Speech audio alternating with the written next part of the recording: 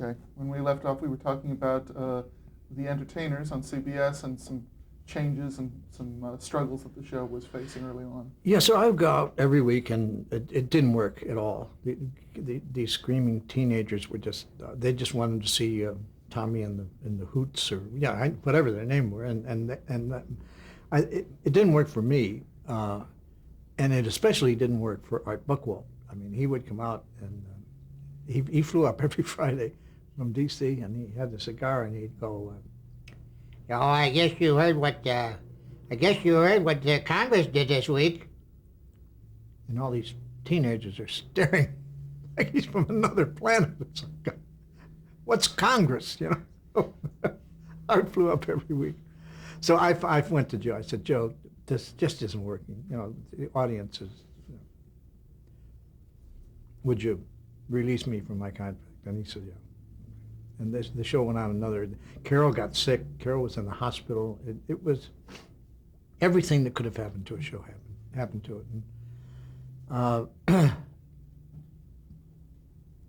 Talk a bit, though, about working with Carol Burnett, especially. But that was one of the problems with the show. It looked very disjointed. It didn't look like we were all in the same place, as a Gary Moore show did.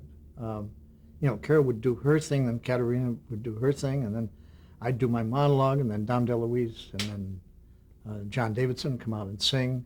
And it just looked like we weren't in the same building. And we tried to correct that. We tried to work up some. But by that time, I think the Addams family had made inroads, so we're insurmountable. Did you and Carol Burnett do any pieces together on the show? I'm sure we did, yeah. I know there was one. She kind of did the sketches, and I did the monologues, but then we tried to integrate everybody into. But as I say, by that time it was kind of too late. I learned a little more since my experience on the '61 show, so how to act in a sketch.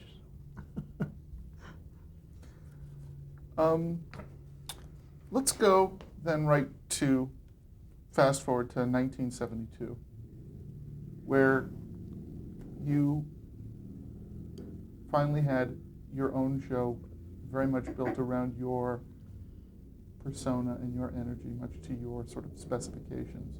Talk about how the Bob Newhart show on CBS came about. My manager at that time, today, we go back to, I think Artie and I got together in probably 65, maybe 65, 66, something like that. And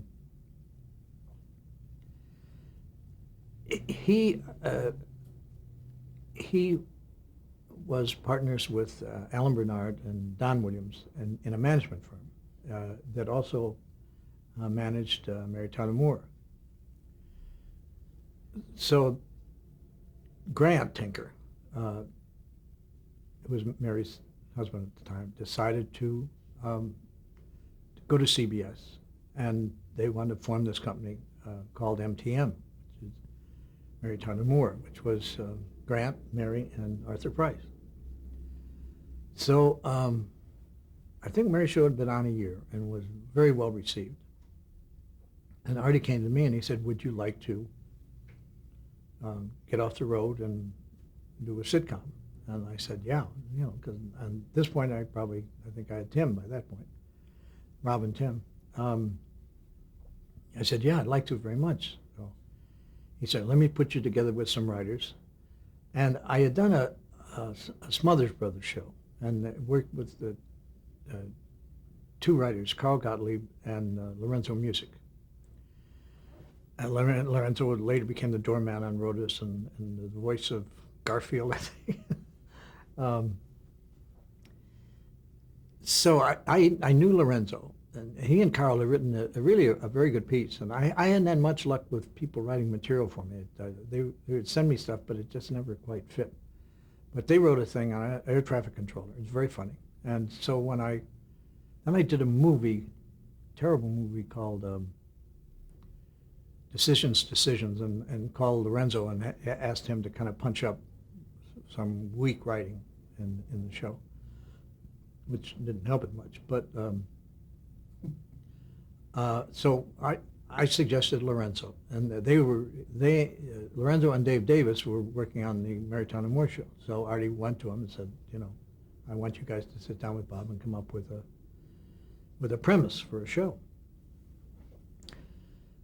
So Lorenzo especially knew my background and written for me, and so he said, well, Bob he's a listener. I mean, he's a reactor. He reacts to other people. So he should be in a profession that reacts to other people. And they kicked around ideas, and they said, what about a psychiatrist? And I said, no, psychologist. I said, because a psychiatrist kind of deals with much more seriously disturbed people. And I don't think we should be making fun of schizophrenics and manic depressives and bipolar people. That isn't where our humor should come from. So they psychologist is fine. So now we have to cast it. I suggested Chicago because it's my hometown. They said fine, Chicago. And now we have to find the wife. So Artie called me one night. He said, I think I found your wife. And I said, great. I said, who? I said, who? He said, I was watching the Tonight Show and Suzanne Plachette was on with Johnny.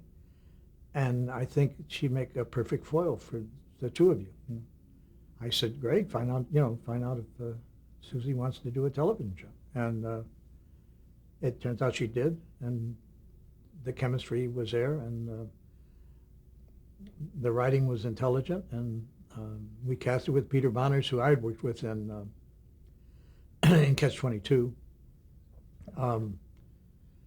Bill Daly was the stage manager back in Chicago for, the Grace L. Ferguson Airline Storm Door Company. So Billy come out to do, Steve Allen brought him out to do I Dream of Jeannie. And now I Dream of Jeannie was over, and so they cast Bill as the navigator. And Marsha Wallace was seen by, I think Bill Paley himself, saw her on a Merv Griffin show and said, hey, she'd be good on that new pilot we're doing. So what Bill Paley wants, Bill Paley gets. So we shot the pilot, and it was much more centered on the apartment building. It was a condo, and they decided to kind of rewrite it, and so they rewrote it. Peter became a dentist. Originally, Peter was also a psychologist, but he was like into far-out psychology. Bill Redfield was one of the people in the apartment building. So we had kind of the apartment building and my work. And gradually the apartment building, the condo stories seemed to just kind of fade out, and it became more centered on the work and the home life with Susie, of course, and Bill. One of the benefits that we had, one of the things I insisted on in the very beginning was a live audience. And most shows were being done in front of a live audience, because I was used to live audiences in nightclubs, and I wanted that immediate reaction. I didn't want a kind of sterile atmosphere, and then you piece it all together, and then you put a laugh track on it. So we did a show, and we had the group on, Jack Riley and Florida Freebus, Renee, John Fiedler, and they were like immediate reaction. So we said, let's get another show with this group. We saw them as a one-time shot, and the audience loved them. So let's put a script in work featuring them again. So, and they wound up doing, I think, almost half of the Bob Newhart shows. We were in Murderers Row, as it's been called, Saturday night, All in the Family, MASH, Mary Tyler Moore, Bob Newhart, and Carol Burnett. Well, best nights of programming, probably the best night of programming. Yeah, well, I guess NBC's Thursday night lineup too, I guess kind of compared, is compared to it. Talk a bit about your character's relationship with all of the other characters on the show. Start with your relationship with Suzanne Plachette as your wife. Well, that came out in the writing, that these were two people who were their own people. She was no doormat. She was an intelligent woman. She had her own life. They didn't have children. That was one of the things I kind of insisted upon. I didn't want to do a Father Knows Best kind of show where Daddy's the idiot and keeps getting himself in scrapes, but the kids huddle with Mom and bail him out. So that isn't the way I want to spend my. I'd rather be back in nightclubs on the road than if that's what I was going to do. So I suggested, yes, that we not have children, and which gave the show a kind of a unique kind of quality.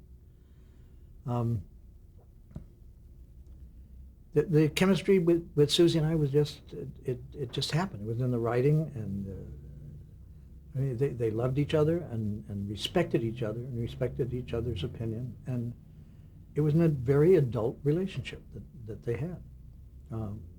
At the office, one of the reasons, because I'm a listener, I remember one week Mr. Carlin came in, Jack Riley, and I said, what was your weekend like, Mr. Carlin? And he said, it was pretty quiet. He said, he said, no, I'm sorry, Sunday I was possessed by the devil. And I went, mm-hmm. Do you want to go with that, Mr. Carlin? That was my role too, no matter what these people said. I couldn't laugh at them. So I just, that's interesting. Why do you say that? Talk a bit about your relationship with Bill Daly on the show. Billy was left field. You could bring him in from any show we did, and if it was a little weaker, if there was a scene that didn't work, he said, let's bring Bill in, and Bill would come in with one of his stories about the flight he had just taken. And I remember one time I said to Bill, I said, well, he said, I'm flying to Hawaii. I said, well, I said, that you have all those instruments and latest advancements. He said, Bob, you know something? You're better sticking your head out the window and listening for the ukulele music, And then he'd leave. Now, who came up with the character of Howard's brother, Norman Borden, the Mormon doorman? There was Norman. No, he was Warden. He was Warden. What was his first name? Norman? Norman.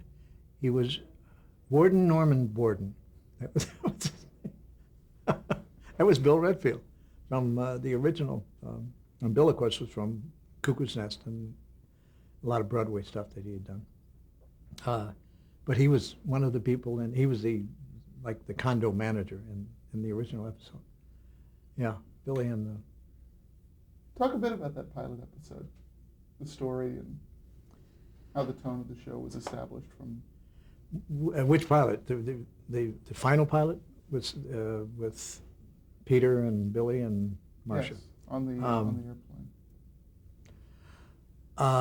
That wasn't the original pilot. We did that like 3 or 4 shows in. I thought that was the first episode. We liked it so much we made it the first episode. Oh, really? But it wasn't the pilot. Oh, no kidding. The pilot was, oddly enough, Susie trying to get pregnant, and that was in about 4 shows in. Penny Marshall was one of the stewardesses in the group taking him on the plane, which I guess was the first group we ever did, and it was so well received. They loved him. They were,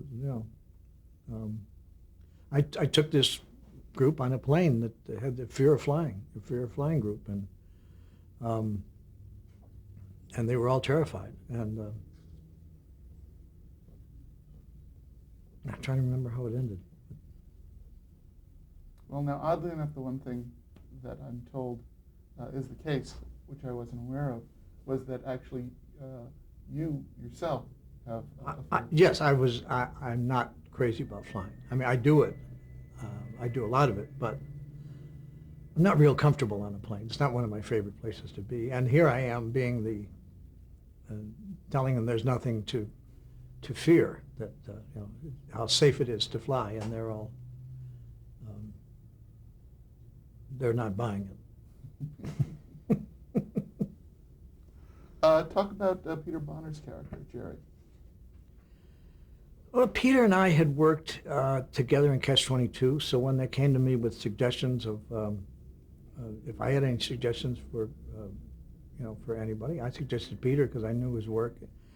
I knew we were doing it in front of a live audience. I knew Peter had worked with the committee up in San Francisco, so I knew that he was familiar with working to a live audience, which I thought was going to be very important, to not be thrown by a live audience, but to let the audience really help you.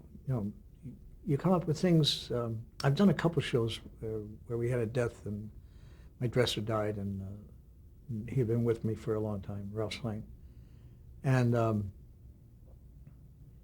that we were doing a show that week, and I said, look, I can't, there's no way I can go out and do the monologue for the live audience and then do the show. So we shot it without an audience, and a couple other occasions, but I hated it. It was so sterile and something missing. Now, you mentioned Jack Riley, who played Mr. Carlin. Was his character based on anyone?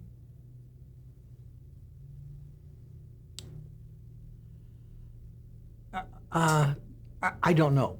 I don't know who. I mean, the writers created the character. I think all characters are. He was kind of what you'd call the writer's voice, which is kind of cynical and dyspeptic. Writers tend to love to write that way, satirically and cynically. Did he contribute anything himself to his character's persona or dialogue?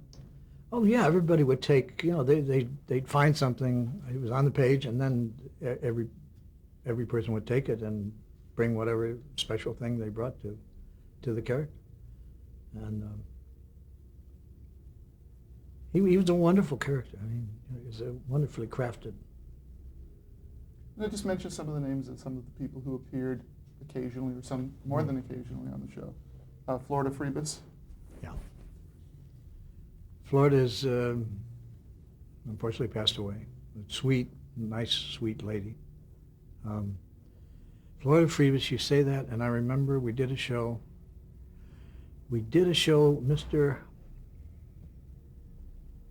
Trying to remember his name. Mr. somebody.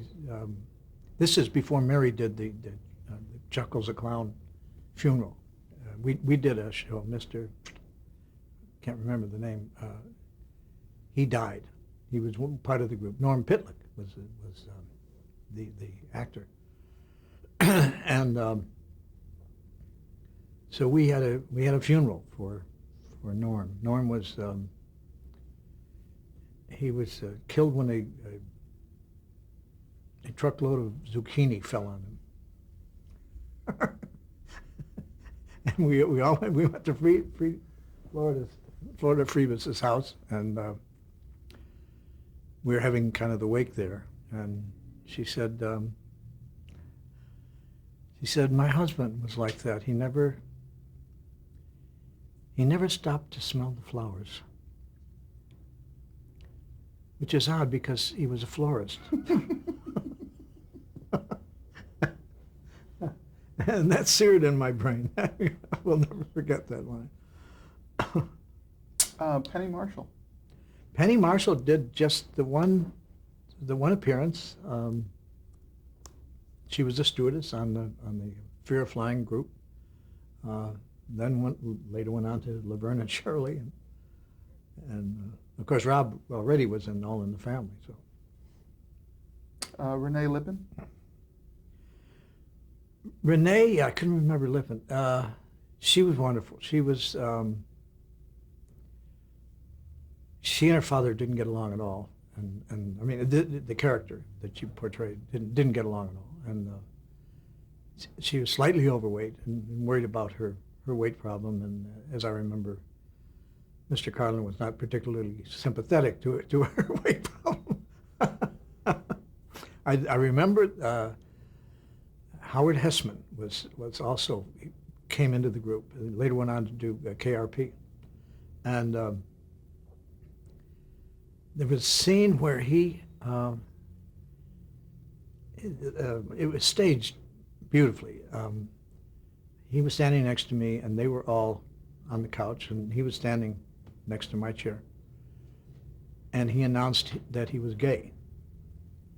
And the group moved as one down to the end of the couch. And of course, they were laughable. You know, they were meant to be laughable. They were laughable. Their reaction to it was so predictable. And your lack of reaction was also equally predictable. That's right. Lucian Scott. Lucian Scott was he was marvelous. He did he came into the group, and his son Bill Daniels from St. Elsewhere, that was his son. I remember one episode. He and the son didn't get along. That he built this business and they took it over and threw him out. And I remember I brought Bill in to talk to him. You know, I said, "Your father tells me that you don't like him and that you tried to kill him one time." And Bill said, "Oh, nothing could be further from the truth. I never tried." He said, "Well, I may have brushed against him and he was standing by the pool, but I tried to kill him." Lucian had an accident. He fell and hit his head rather severely and had trouble remembering lines. And we wanted to use him more, but he wasn't up to it, and he knew he wasn't up to it. But he was a wonderful, prissy character. Oliver Clark. Oliver Clark went on to, he was a salesman who was not very confident, and kept confessing to things that he never did. And I would have to convince him that couldn't be you, Mr. Clark. It wasn't Clark, I forget his name. The character he played. I said, that couldn't be. You weren't even in town. Oh, okay. That was me. No, it couldn't have been you. And Tom Poston recurred a few times. Tom Poston was the peeper. I met Tom, like I said, in 1960 at the Emmy show. He was a peeper, and he and I went to college together, and I just thought he was the funniest guy in the world. Anything he did just broke me up, and that's so true to life. Every husband has a friend that just breaks him up, and the wife can't stand him. Emily couldn't stand the peeper, and one time he stayed for like a week, and she said, "You've got to do something. You've got to get rid of him. You know, you've got to finally tell him." And they were just married the other day. Tom Poston and Suzanne. So obviously they worked it out. They couldn't stand each other. It was interesting, yeah. And you mentioned Mr. Paley's suggestion of Marcia Wallace. Talk a bit about her and her character.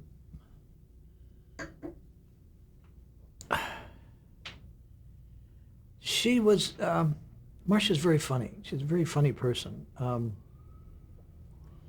Had a somewhat not too happy life. Her childhood, and then she lost her husband to cancer.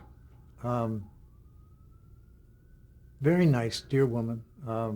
Very active in breast cancer, and appears very often at fundraisers for breast cancer. And her interaction with Peter, they didn't particularly get along. I think she dated just about everybody except for me. She dated Bill. She dated Mr. Carlin. She dated Peter. Finally wound up marrying Larry Bondurant, who is Will McKenzie, who went on to direct, become one of the premier directors in television.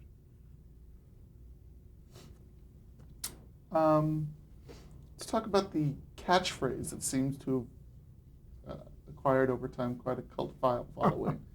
Hi, Bob. Hi, Bob. Yes. Talk about how that came about. I don't know. I heard about it, and I've heard about it more and more now.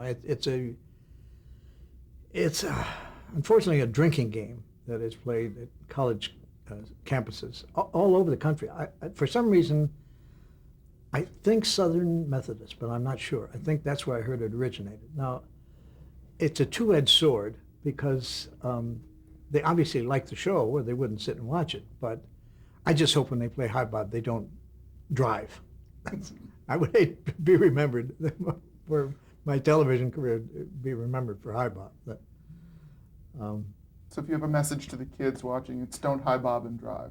Don't Hi Bob and drive, yeah. Good. Let's talk about some of the writers on the show. You've mentioned Music and Davis. Who else was on that writing staff, if you can recall? Two really excellent writers who went on, Patchett and Tarsus.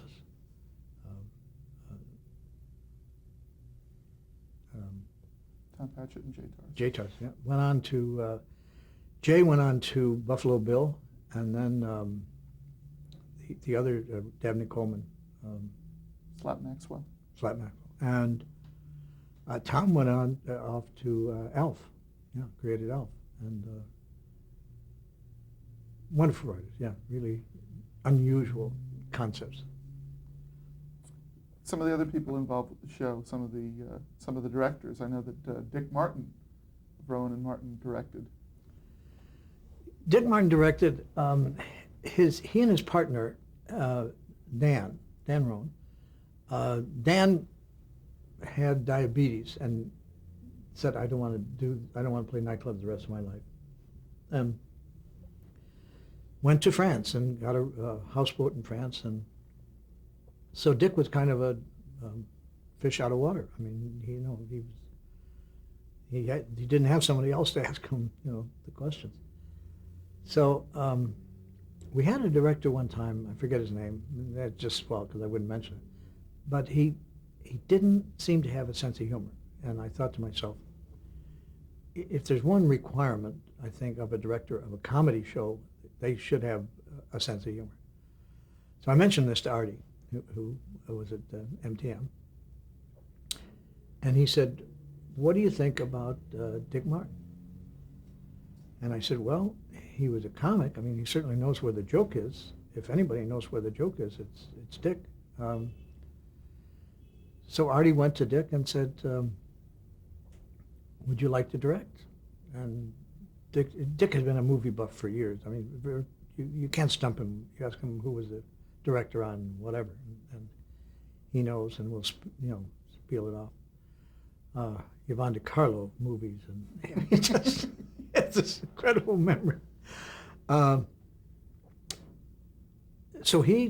Artie said, well, here's what you do. You have to, you're going to audit the show, and you sit up in the bleachers where the audience is during the week, and as Jim Burrows did, and just watch. Then maybe at lunch, go to the director, ask him why he took this shot or why he took that shot. Then go to the editing bay and see how it all gets put together, and then let us know when you think you're ready. So Dick was very conscientious. I mean, he was very conscientious. He said, came to us. I don't remember which show it was that he did, the first one. And he said, I think I'm ready. We said, okay. And then he went on to do quite a number of Newharts. Okay, I'm being told we need to take a break. Okay. We'll talk about some specific episodes.